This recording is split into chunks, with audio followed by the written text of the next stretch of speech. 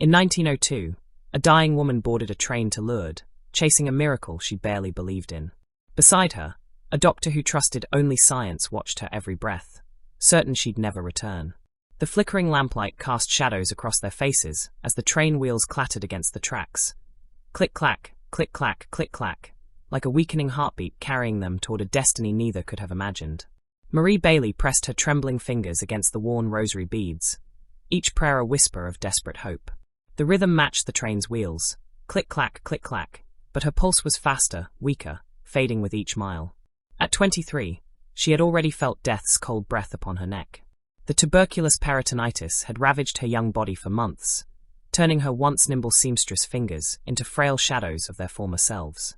The needle's rhythm, steady as her heartbeat, now just a memory. She closed her eyes and saw her workshop in Lyons. The familiar weight of silk between her fingers, the sweet scent of cotton bolts stacked high against sun-warmed windows, her sister Margot's laughter echoing through the narrow shop. "Marie, your stitches are so fine, they look like fairy work," Margot used to say, holding up Marie's embroidered bodices to catch the afternoon light. That was before the first cough, a delicate clearing of the throat that seemed so innocent. Before the blood on her handkerchief turned from pink droplets to crimson stains. Before her fingers became too weak to guide a needle true. Now her abdomen protruded grotesquely beneath the thin fabric of her traveling dress, hard masses pressing against her organs like living stones. Each shallow breath was a conscious victory against the disease consuming her from within. What if the grotto is just a cave? The doubt crept in like winter through cracked windows. What if I'm traveling to my death for nothing more than superstition? The train compartment swayed, sending waves of nausea through her weakened form. She had vomited everything she'd tried to eat for weeks, her body rejecting even water now. Other passengers cast worried glances in her direction. A middle-aged merchant clutching his newspaper tighter, a young mother pulling her child closer to her side. "Poor girl," they whispered. "Shouldn't be traveling in her condition." But Marie had insisted. Against her family's tears, against her physician's stern warnings, against every rational thought screaming she was too weak for such a journey, she had demanded to join the white train of pilgrims bound for Lourdes.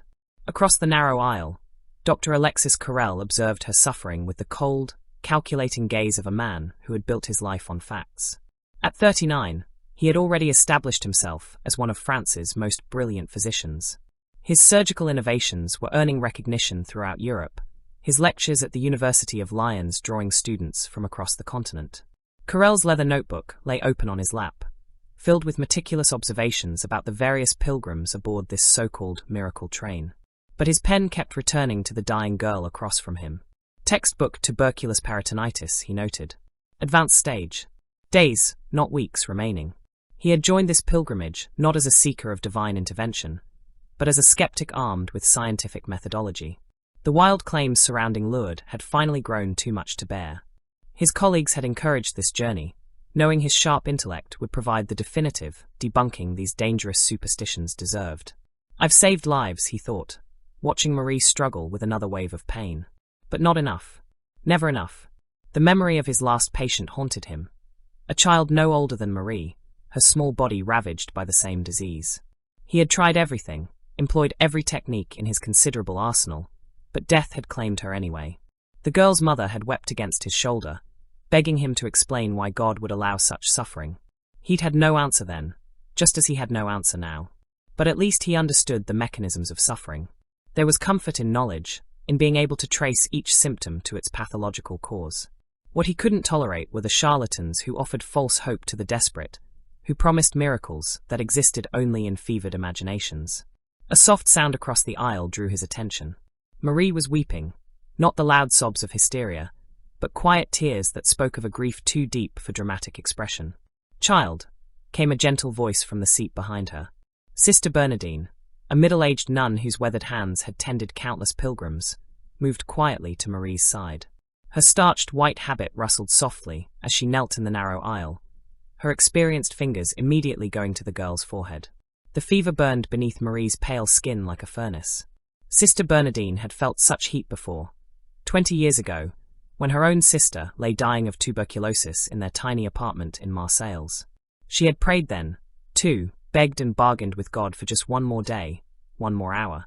But her prayers had gone unanswered, and little Catherine had died in her arms on a rain-soaked morning much like this one. That loss had brought her to Lourdes originally, not seeking healing, but seeking understanding. Why did some prayers echo back empty, while others seemed to move mountains? She'd never found a satisfactory answer, but she'd found purpose in easing the suffering of others who wrestled with the same questions. "Sister," Marie whispered, her voice barely audible above the train's rhythm. "I don't know if I believe enough. What if my faith isn't strong enough for a miracle? What if I'm just fooling myself?" Sister Bernadine's eyes softened with understanding. She had heard this fear countless times, had felt it herself during those dark hours watching Catherine slip away. "Faith isn't about certainty, dear one," she said, adjusting the thin blanket around Marie's shoulders. "Sometimes it's simply about taking the next breath, about continuing to hope when hope seems impossible. The Virgin Mary understands a mother's heart, and she sees your suffering." Dr. Carrel couldn't help but overhear this exchange. A familiar surge of irritation rose in his chest. The same frustration he felt whenever he encountered what he considered dangerous false hope. Rising from his seat with the confident stride of a man accustomed to being the most knowledgeable person in any room, he approached the two women.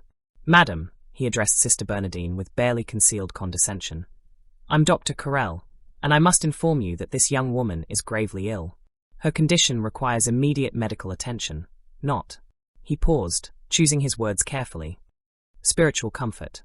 She should be in a hospital, not on a train to some supposed shrine." Sister Bernadine regarded him with steady eyes that held no trace of intimidation.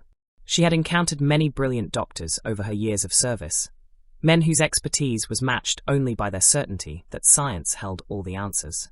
"Doctor," she replied with quiet dignity, "I've been caring for the sick and dying for over 20 years. I know medical hopelessness when I see it, just as clearly as you do." Her voice carried the authority of hard-won experience. "I lost my own sister to this same disease. I understand what the textbooks say about prognosis and survival rates." Carrel's expression softened slightly at her admission of loss.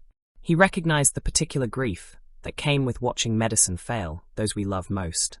"But," Sister Bernadine continued, "I've also seen hope work miracles that science cannot explain. This child has made a tremendous sacrifice to reach Lourdes. She's traveling toward her death, yes, but she's also traveling toward something else, something that your instruments cannot measure. The least we can do is support her in whatever way brings her peace. You measure pulses, Doctor, but can you measure hope?" Her words hung in the air between them like a challenge. Carrel's jaw tightened, but he found himself unable to formulate an immediate response. There was something in the nun's gaze that reminded him uncomfortably of his childhood, sitting in the front pew of his family's church in Lyon, breathing air heavy with incense while his grandmother whispered prayers beside him. When did I stop believing in anything beyond what I could see? Marie listened to their debate through the haze of her fever, feeling like a specimen being discussed rather than a human being fighting for her life. The pain in her abdomen had intensified during their conversation, and she could feel the hard masses pressing against her internal organs with increasing urgency. But despite the medical facts, despite the logical arguments of the distinguished doctor, something deep within her soul refused to surrender. It was more than hope, more than faith, more than stubborn determination. It was a whisper in her spirit that told her this journey was not in vain, that somehow, in some way she couldn't understand, she was meant to reach that grotto in the Pyrenees. "Doctor," she said, her voice stronger than it had been in weeks, surprising both the physician and the nun, "I understand what you're saying. I can feel death walking beside me with every mile this train travels." The train wheels seemed to echo her words, click-clack, click-clack, like footsteps on a cobblestone path. "But I also know that I have to try. If there's even the smallest chance that something miraculous might happen, then this suffering will have meaning." Dr. Carrel stared at her for a long moment, seeing not just a dying patient, but a young woman whose courage in the face of certain death stirred something uncomfortable in his chest.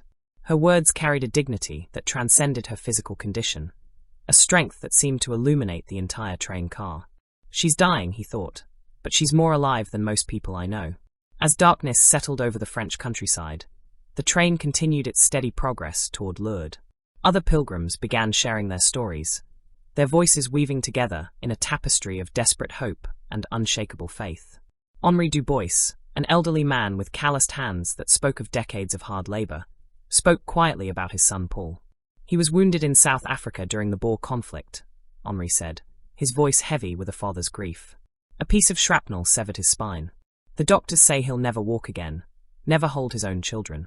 The old man's weathered fingers traced the edge of a photograph showing a young soldier in uniform, his eyes bright with the confidence of youth. But Paul, he still believes.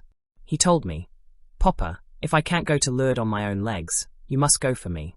Carry my prayers to Our Lady, and maybe she'll find a way." Isabelle Moreau, a middle-aged woman clutching a small daguerreotype, nodded in understanding. Her daughter Sophie had been blind since birth, never seeing the world beyond the darkness behind her closed eyelids. "Sophie dreams of seeing the Pyrenees," Isabelle said softly. "She's never seen mountains, never seen her own mother's face, but she dreams of those peaks reaching toward heaven. She tells me that one day she'll see everything, not just with her eyes, but with her soul." Marie listened to each story with genuine compassion, her natural empathy overcoming her physical weakness. Despite her own dire circumstances, she found herself offering comfort to others. "Your son's courage lives in your heart, Henri," she said, reaching across the aisle to touch the old man's weathered hand. "Whether he walks again or not, his spirit already stands tall." To Isabelle, she offered words that seemed to come from some deep well of understanding. "Your daughter may not see with her eyes, but she sees with love. That's the clearest vision of all." Dr. Carrel observed these interactions with growing fascination. There was something about Marie Bailey that defied his usual clinical categorizations.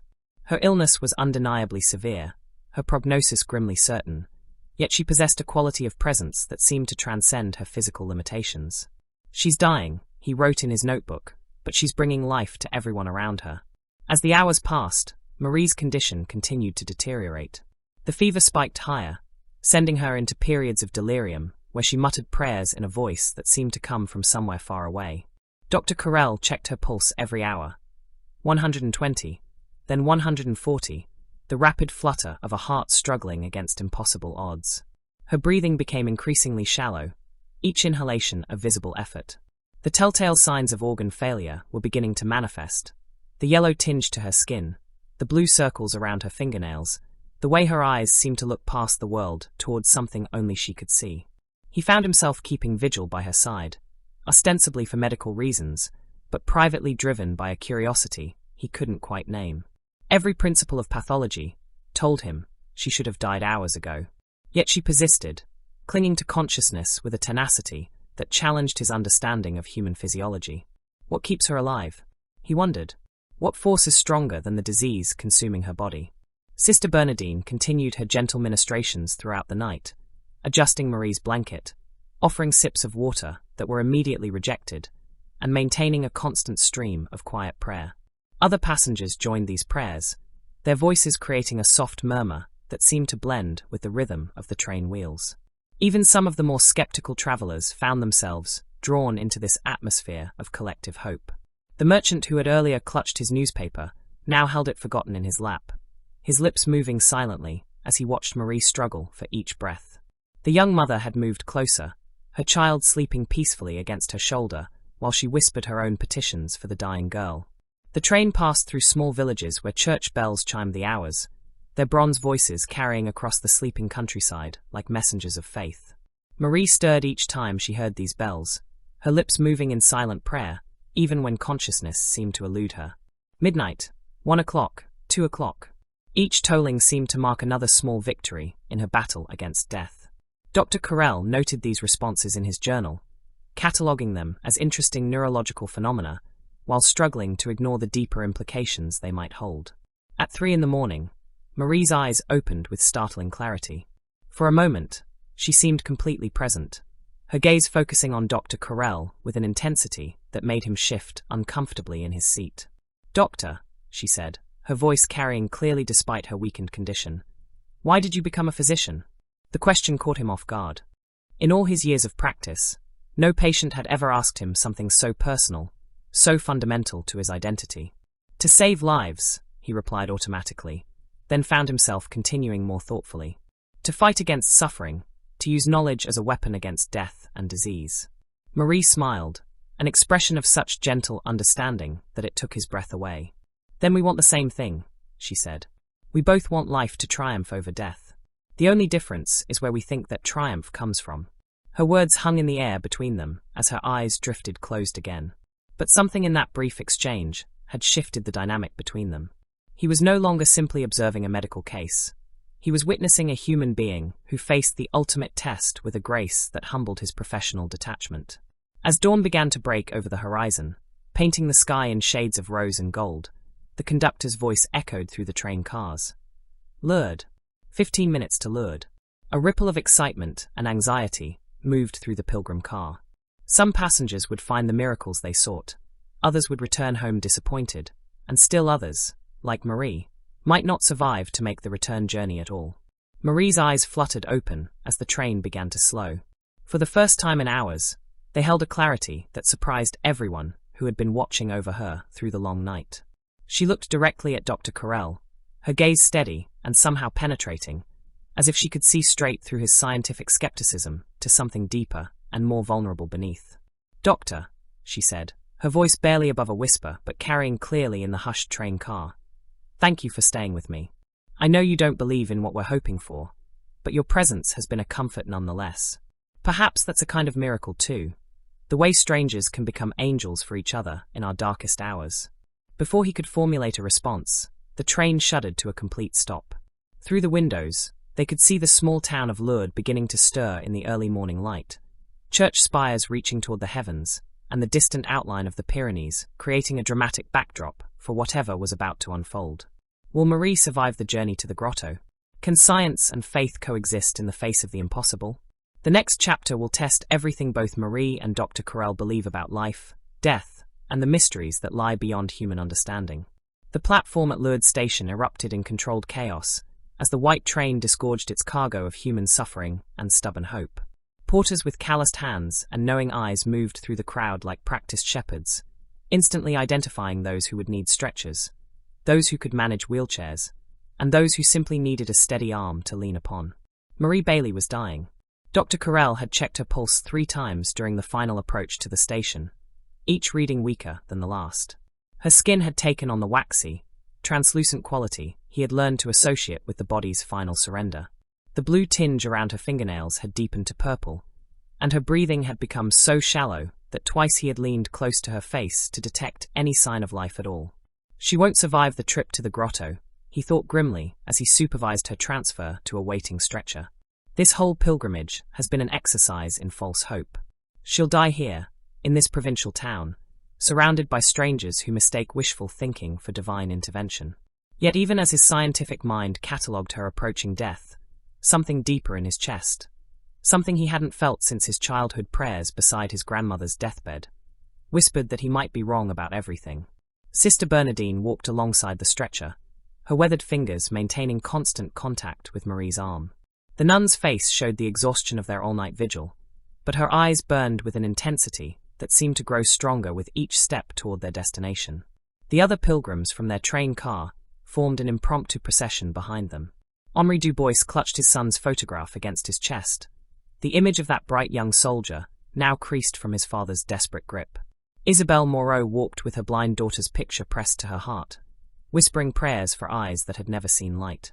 Even the merchant who had abandoned his newspaper to join their midnight vigil now followed, his business concerns forgotten in the face of whatever mystery awaited them. The morning air carried scents that seemed to whisper of possibility. Mountain pine sharp and clean, limestone warmed by centuries of prayers, and something else indefinable, something that made Dr. Carrel's rational mind rebel even as his soul recognized it.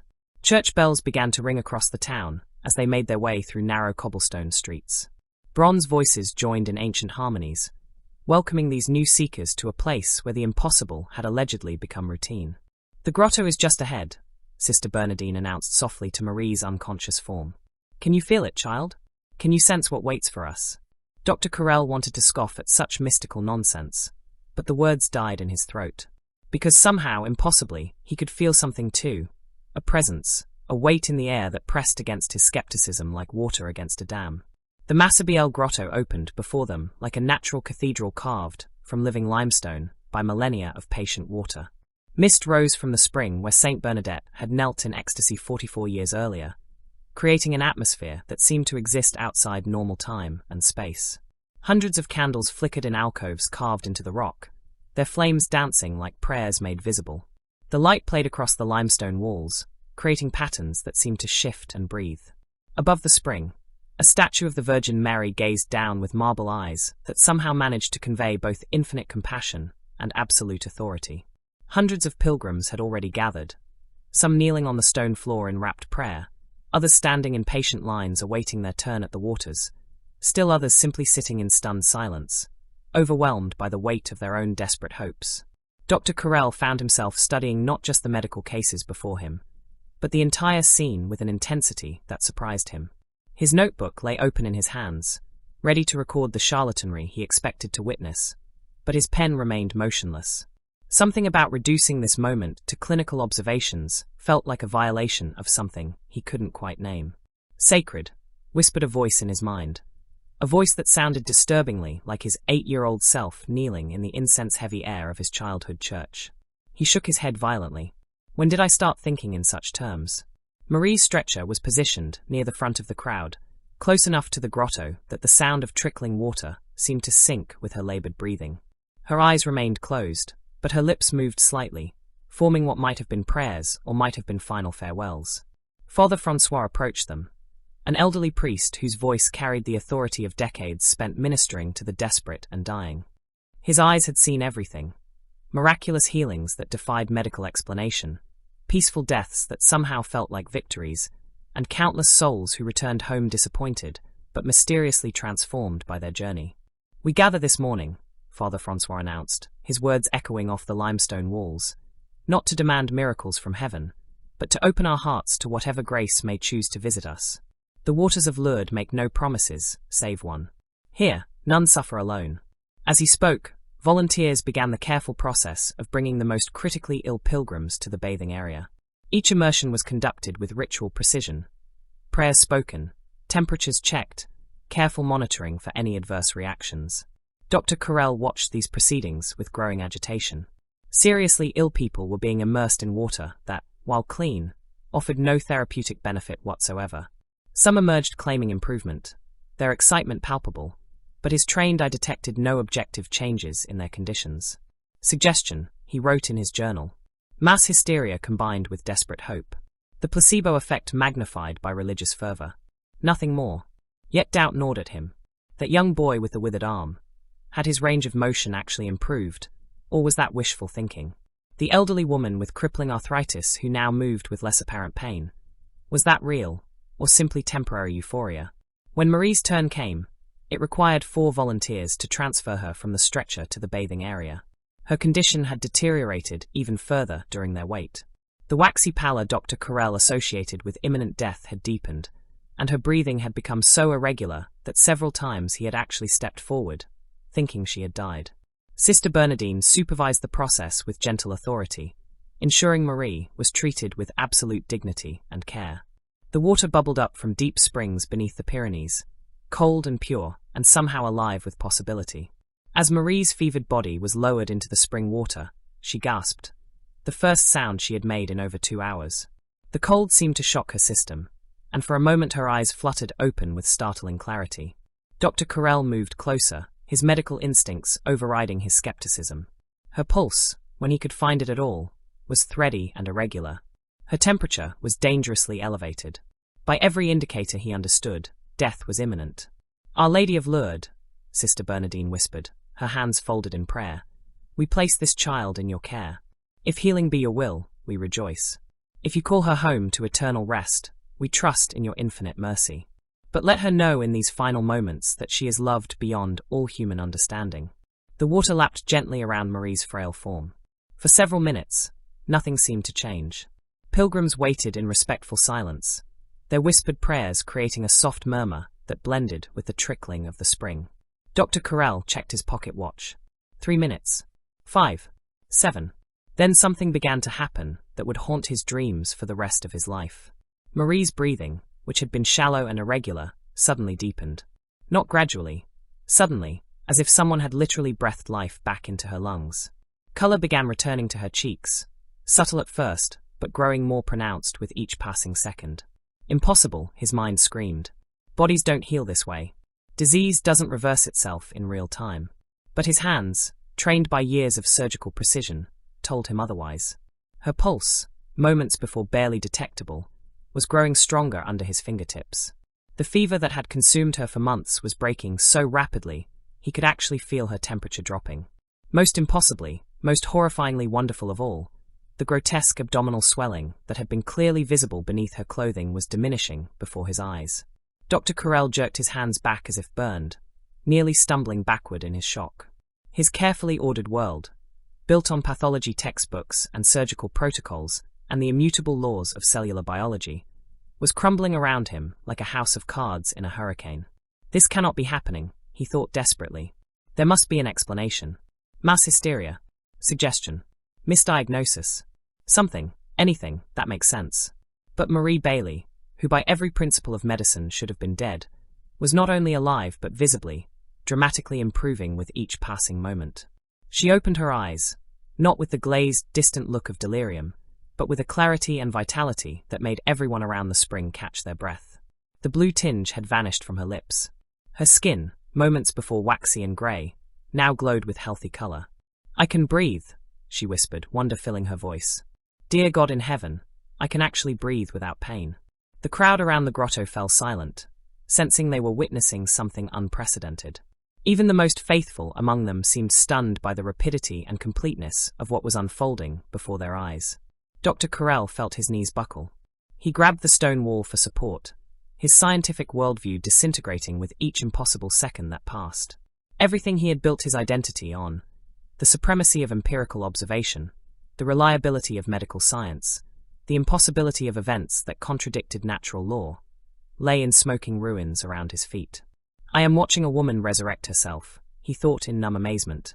"I am witnessing something that should not exist in any rational universe." Within minutes, Marie was able to sit up unassisted. The change was so complete, so undeniable, that several witnesses fell to their knees in awe. Dr. Carrel approached her with trembling hands, his medical training warring with the evidence of his senses. He examined her with the thoroughness of a man whose sanity depended on understanding what he was seeing. Her pulse, strong and regular. Her temperature, completely normal. The abdominal masses he had personally palpated just hours before. Gone. Completely gone. "This is not medically possible," he whispered, his voice hoarse with shock. Marie looked at him with eyes bright with compassion and something else. Something that might have been pity for the limitations of his understanding. "Perhaps, doctor," she said gently, "the possible is larger than we imagined." The words hit him like a physical blow. He staggered backward, his notebook falling forgotten to the stone floor. Around him, the crowd erupted in celebration, voices raised in prayers of thanksgiving, tears of joy, exclamations of wonder. But Dr. Carrel barely heard them. He was drowning in the implications of what he had witnessed. If this could happen, if the fundamental laws of pathology could be suspended by forces he couldn't measure or understand, then what else was possible? What other certainties in his life were built on foundations of sand? He thought of every patient he had lost, every family he had told there was no hope, every moment he had dismissed prayer as superstition and faith as weakness. He thought of the child who had died despite his best efforts, of her mother's desperate questions about God's will and mercy. What if I was wrong about everything? Sister Bernadine knelt beside the spring, tears streaming down her weathered face. In 20 years of bringing pilgrims to Lourdes, she had witnessed many beautiful moments. Souls finding peace, discovering strength they didn't know they possessed, experiencing profound spiritual healing, even when physical restoration didn't come. But this was different. This was the kind of miracle that changed not just the recipient, but everyone who witnessed it.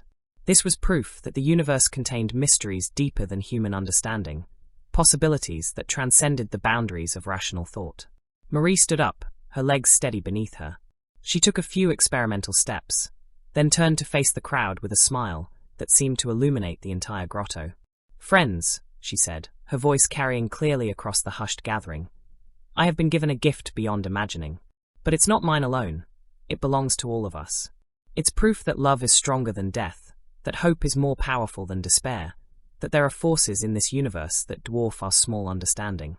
She walked to Dr. Carrel, who stood frozen in his existential crisis, and placed a gentle hand on his arm. "Doctor," she said softly, "you came here to disprove miracles. Instead, you've become part of one. The question now is, what will you do with this truth?" He stared at her, this young woman who had been dying in his arms just minutes before, and now stood before him in radiant health. Every principle of his scientific training screamed that this was impossible. Every cell in his body told him he was witnessing something beyond the reach of human understanding. And in that moment, Dr. Alexis Carrel, the atheist, the skeptic, the man who had built his life on the supremacy of rational thought, fell to his knees. Not in defeat, but in recognition. Not in despair, but in overwhelming, transformative awe. The God he had spent his adult life denying had just performed surgery on Marie Bailey with instruments of pure love, healing her more completely and instantly than any human physician could ever hope to achieve. "Forgive me," he whispered, tears streaming down his face. "Dear God, forgive me for my arrogance, for my blindness, for thinking that my small understanding was the measure of all truth." Father Francois approached and placed a gentle hand on the doctor's shoulder. "My son," the priest said quietly, "understanding is not required for faith, only openness to mystery. You have witnessed something that your medical training cannot explain, but your soul recognizes as truth. That recognition is its own kind of miracle." Dr. Carrel looked up at the statue of the Virgin Mary, her marble face serene in the flickering candlelight. For the first time in decades, he felt the presence he had known as a child kneeling beside his grandmother. The sense of being held by something infinitely loving, infinitely patient, infinitely wise. "What happens now?" he asked, his voice barely audible. "Now," said Marie, still glowing with her impossible healing, "you go back to your world a changed man. You practice medicine knowing that healing comes from sources beyond your instruments. You live knowing that the universe is far more wonderful than you ever dared believe." As the sun climbed higher over the Pyrenees, casting golden light across the grotto, Dr. Alexis Carrel rose to his feet. He was no longer the same man who had boarded the white train just 24 hours earlier. That man had died beside the spring of Lourdes, and in his place stood someone new. Someone humbled by mystery, transformed by wonder, and forever changed by the knowledge that love could indeed conquer death. The atheist had not just witnessed a miracle. He had become one himself.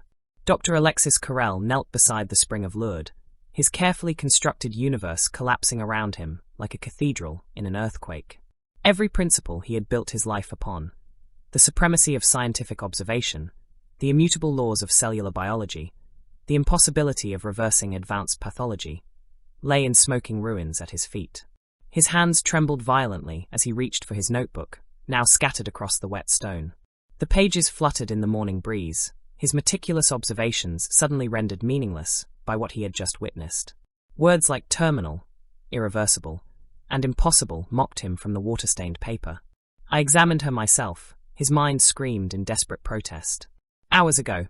Advanced tuberculous peritonitis. Massive abdominal distension. Organ failure.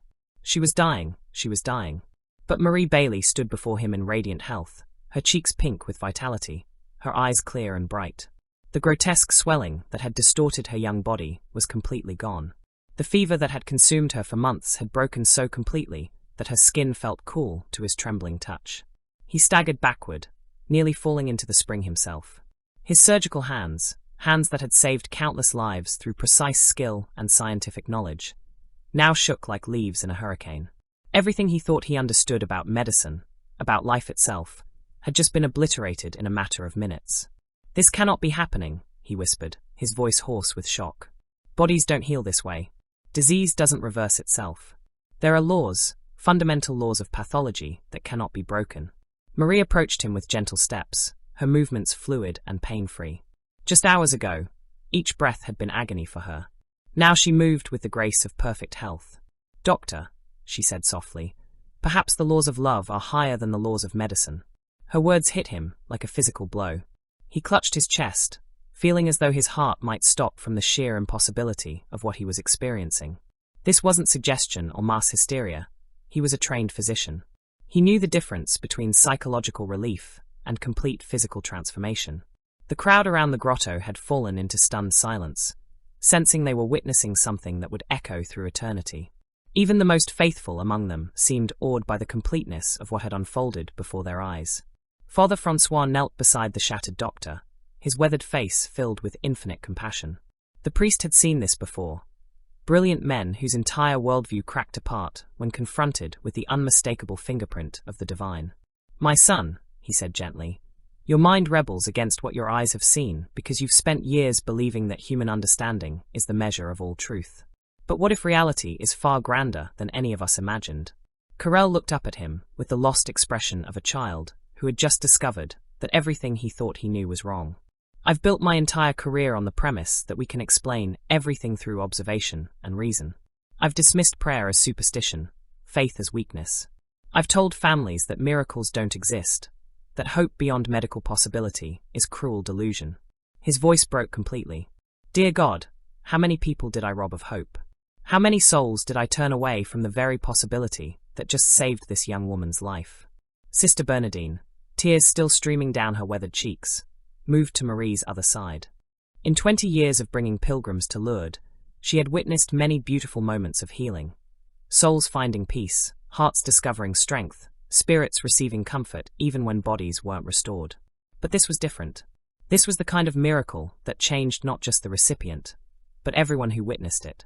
This was proof that the universe contained mysteries deeper than human comprehension. Doctor, she said softly, perhaps your crisis of faith is itself a kind of healing. Perhaps God is performing surgery on your soul, removing the tumor of arrogance that has been growing there for years. Carrel flinched at her words, but he couldn't deny their truth. He thought of every patient he had lost, every family he had coldly informed that medicine could do no more. He remembered the mother who had wept on his shoulder after her child died, begging him to explain why God would allow such suffering. He had given her textbook answers about cellular degeneration and systemic failure. But he had never, not once, considered that there might be forces in the universe capable of rewriting the rules he thought were absolute. The train back to Lyon carried a fundamentally different group of pilgrims than the one that had arrived in Lourdes just days before. Marie sat by the window, her color restored, her breathing easy, reading quietly from a small prayer book. Occasionally, she would look up and smile at her fellow travelers, her face radiant with an inner light that seemed to illuminate the entire car. Dr. Carrel sat across from her, his notebook closed on his lap. For the first time in his professional life, he had no desire to take notes, to analyze, to reduce mystery to manageable categories. He simply sat in stunned contemplation of what he had experienced. The other pilgrims from their original journey stared at Marie with a mixture of awe and thanksgiving. Henri Dubois held his son's photograph against his chest, his weathered face peaceful for the first time in months. Though his boy remained paralyzed, something in witnessing Marie's healing had given the old man a kind of acceptance he'd never known. Not resignation, but trust in mysteries beyond his understanding. Monsieur Carrel, Henri said quietly, I want to thank you. The doctor looked up, startled. Thank me? For what? For staying with her through the night. For watching over her even when you didn't believe. Sometimes God works through skeptics too. Carrel felt tears prick his eyes. He had boarded this train as a cynical observer, planning to debunk what he considered dangerous superstition. Instead, he had become an unwilling witness to the impossible. I don't know what I believe anymore, he admitted, his voice barely audible above the rhythm of the wheels. Everything I thought I understood about medicine, about life itself, has been turned upside down. Marie closed her prayer book and leaned forward, her eyes filled with compassion. Doctor, you came to Lourdes to disprove miracles. But perhaps the greatest miracle is what has happened in your own heart. Certainty can be a prison. Wonder is the key that sets us free. As the French countryside rolled past the windows, church spires reaching toward heaven, fields golden with grain, villages where church bells chimed the ancient rhythms of faith, Carrel felt something shifting deep in his chest. It was like ice cracking in spring, like a seed pushing through soil, like light breaking through clouds after a long storm. Back in Lyon, the medical community greeted Dr. Carrel's report of Marie Bailey's healing with a mixture of skepticism, embarrassment, and barely concealed hostility. His colleagues, men who had respected his surgical innovations and scientific methodology, now looked at him as though he had suffered some kind of breakdown. Dr. Henri Dubois, no relation to their fellow pilgrim, the chief of surgery at Lyon Medical College, summoned Carrel to his office within days of his return. The older physician's face was grave as he gestured to a chair across from his imposing mahogany desk. Alexis, he said without preamble, there are disturbing rumors circulating about your recent trip to Lourdes. Colleagues are saying you've endorsed some kind of supernatural healing. Surely this is a misunderstanding. Carrel met his mentor's gaze steadily. I witnessed something that defies medical explanation, Henri. A young woman with advanced tuberculous peritonitis was completely healed in a matter of minutes. I examined her myself, before, during, and after. There is no scientific framework adequate to explain what I saw. Dr. Dubois' face darkened. Alexis, you are one of our most promising surgeons. Your techniques are being studied throughout Europe. You cannot throw away your career over some peasant superstition. Superstition. Carrel's voice carried a quiet intensity that made his mentor lean back in his chair. I approached Lourdes as a skeptic, Henri. I went there specifically to debunk these claims using scientific methodology. What I witnessed was not suggestion or mass hysteria.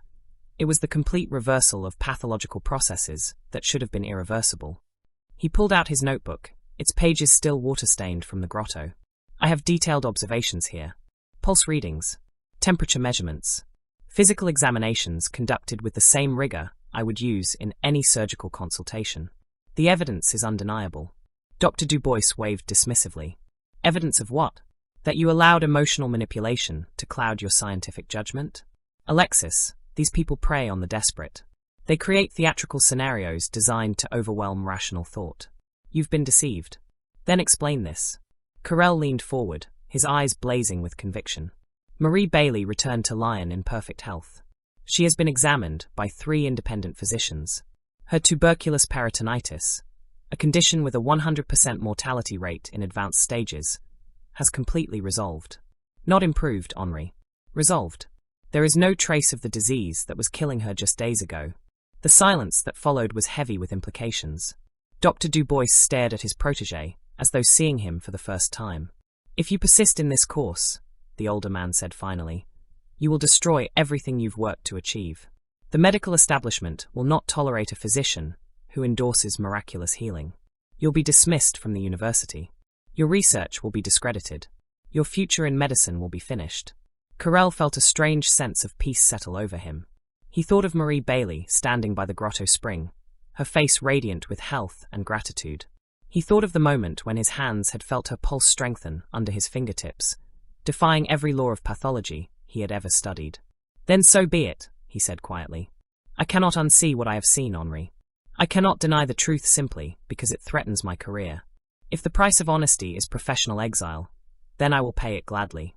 Within months, Dr. Carrel's prediction proved accurate. His position at Lyon Medical College was quietly terminated. His research funding was withdrawn. Former colleagues crossed the street to avoid speaking with him. The man who had been hailed as one of France's most promising physicians found himself professionally ostracized for refusing to deny what he had witnessed. But something remarkable happened during those dark months of professional exile. As his career crumbled around him, Carrel discovered a peace he had never known in all his years of surgical success. For the first time since childhood, he found himself praying, not the rote recitations of his youth, but heartfelt conversations with the divine presence he had encountered at Lourdes. He began visiting churches again, kneeling in pews where candlelight danced against stone walls, remembering the wonder he had felt as a child breathing air heavy with incense. The God he had dismissed as superstition revealed himself to be startlingly, wonderfully real. How could I have been so blind? He wondered as he knelt in the Cathedral of Sunch on one evening, watching candles flicker like prayers made visible. How could I have mistaken my small understanding for the measure of all truth? Letters began arriving from Marie Bailey, now known as Sister Marie Bernard, after joining the Sisters of Charity in Lyon. Her handwriting was strong and clear, filled with updates about her work caring for orphans and the terminally ill. Dear Dr. Carrel, she wrote in one letter, I think of you often and pray that your sacrifice has brought you the peace it has brought me. You lost a career, but found your soul. I lost my death, but found my calling. Perhaps we are both miracles in our own way. Her words brought tears to his eyes. She was right. He had indeed found his soul. The arrogant physician who had boarded the white train to Lourdes had died beside that spring, and in his place had emerged someone humble, someone amazed by mystery, someone who understood that the greatest truths could not be measured with instruments or reduced to textbook explanations. In 1904, 2 years after his life-changing journey to Lourdes, Carrel received an unexpected invitation that would redirect his career in ways he could never have imagined. The Rockefeller Institute in New York City, having heard of his innovative surgical techniques despite the controversy surrounding his religious conversion, offered him a position in their research division. America, it seemed, was more tolerant of physicians who acknowledged the limits of scientific understanding. Dr. Simon Flexner, the Institute's director, made it clear in their initial correspondence that Carrel's integrity in reporting what he had witnessed, regardless of the professional cost, spoke to exactly the kind of honest inquiry they valued. Perhaps, Carrel thought as he prepared for his journey to the New World, God's plans are larger than our disasters. On his last night in Lyon, he made a pilgrimage to the small workshop where Marie Bailey had once worked as a seamstress. The building was empty now, but he stood outside looking up at the windows where she had once struggled to guide needles with fingers weakened by disease. Now she served in a convent just across the city, her hands strong and sure as she tended to those the world had forgotten. Her healing had rippled outward like stones cast into still water, touching lives neither of them could have imagined. His own life had been similarly transformed. The skeptic had become a believer. The proud physician had become a humble servant of mysteries beyond human comprehension. The man who had trusted only in what he could measure now found his greatest certainty in what could not be explained. As he walked through Lyon's ancient streets one final time, church bells began to chime across the city, bronze voices joining in harmonies that had echoed through these stones for centuries. The sound reminded him of another journey, another destiny he couldn't have imagined. Click-clack, click-clack, click-clack. The rhythm of train wheels carrying him toward a truth that would shatter everything he thought he knew about the possible. Years later, when Dr. Alexis Carrel won the Nobel Prize in Physiology or Medicine in 1912 for his pioneering work in vascular surgery and organ transplantation, he would often reflect on the journey that had truly made his career possible. Not the years of study or surgical innovation, but those transformative moments beside a spring in the Pyrenees. His revolutionary techniques, developed at the Rockefeller Institute, saved thousands of lives.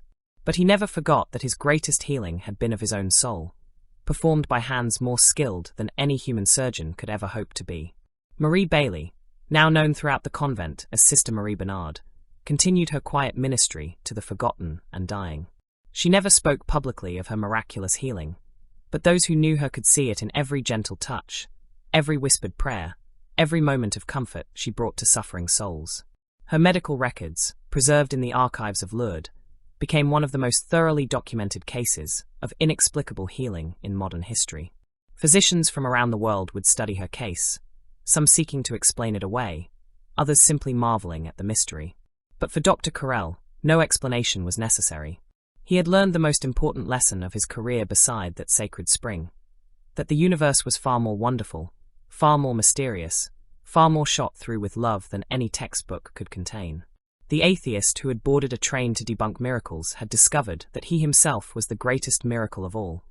A heart transformed, a soul awakened, a life redirected by an encounter with the impossible that turned out to be the most real thing he had ever experienced. In his final years, when young physicians would ask him about the secret to his surgical success, Dr. Carrel would smile and give them the same answer every time. Remember that healing comes from sources far greater than our instruments can measure. Approach each patient with humility, knowing that every human life contains mysteries beyond your understanding. And never, never, underestimate the power of love to accomplish what science considers impossible. The train wheels had carried him to Lourdes as a skeptic. They had brought him home as a believer. And that perhaps was the greatest miracle of all.